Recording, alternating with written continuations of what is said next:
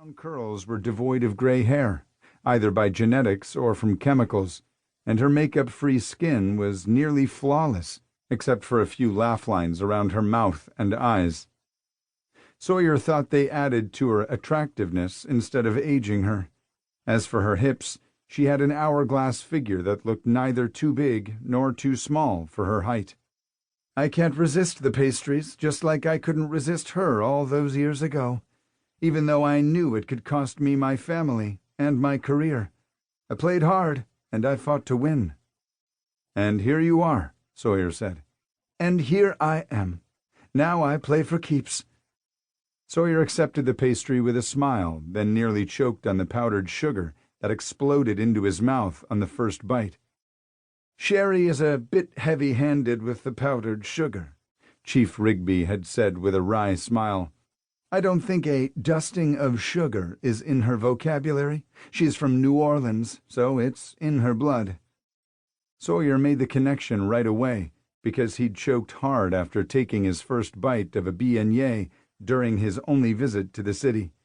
He'd never eaten a bear claw before and thought the flaky, buttery pastry, almond paste, and slivered almonds were a lovely combination. Ellen Rigby's final words to him after their chat over coffee and a pastry still lingered in his head when he arrived at the crime scene in Riverside. "I wish you much luck, Detective. Locke's going to do everything in his power to push you away. Don't let him. He needs you." "Nice meeting you too, Officer Andrews," Sawyer said before striding up the walkway leading to the porch. "Detective Sawyer Key with MCU." He flashed his badge to the officer assigned to the front door, tasked with making sure only approved personnel gained access to the house. Too many people in and out of a crime scene not only risked the admissibility of forensic evidence in court, but it wasted time when the lab spent hours testing evidence only to find out the DNA on sunflower seeds spat out at the scene belonged to one of the officers and not the killer. "Officer Robert Jones, but everyone calls me Bobby. Booties and gloves on, Detective. Sign in here, please," he said in a monotone. Accepting the clipboard, Sawyer filled out his name, badge number, and the time he arrived on the scene. He noted his partner had signed in a full 20 minutes earlier, which meant the call came in not long after Sawyer sat down in the chief's office. "Were you the responding officer?" Sawyer asked Officer Jones, noticing the black powder residue all along the white door casing left behind when a CSI tech dusted for fingerprints. "No, sir. Officer Diego Fuentes was the first one on the scene. He's inside with Detective Locke, the ME, and the crime scene techs." "Wow. It didn't take long to get everyone to the scene."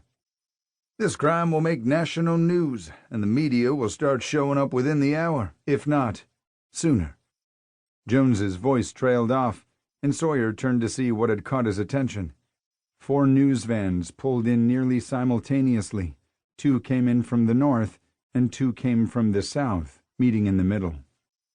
Each van jockeyed for the closest spot to the Riverside residence, which Sawyer noted was nice, but didn't look like the kind of home belonging to someone important enough to warrant the frenzied feeling in the air when the doors of the vans burst open and cameramen and reporters exploded into action.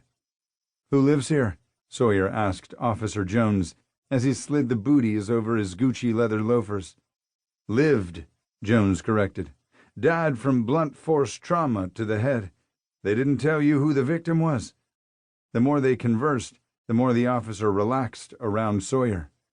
"No," Sawyer said. The ominous feeling from when he arrived intensified as he snapped nitrile gloves in place. He'd hoped to settle into his new job with as little drama as possible, but it appeared he wouldn't be so lucky. "Ever heard of Roland Putzinski?" Sawyer's eyebrows lifted toward his hairline. "Who hasn't heard of the Putz?" Roland Putzinski was a disgraced shock jock of the vilest kind. He hated anyone who wasn't a white, straight Christian or male. He'd pushed the limits on his nationally syndicated radio show for decades before he went too far and was fired after his incendiary rhetoric incited a gay-bashing incident in Kissimmee, Florida.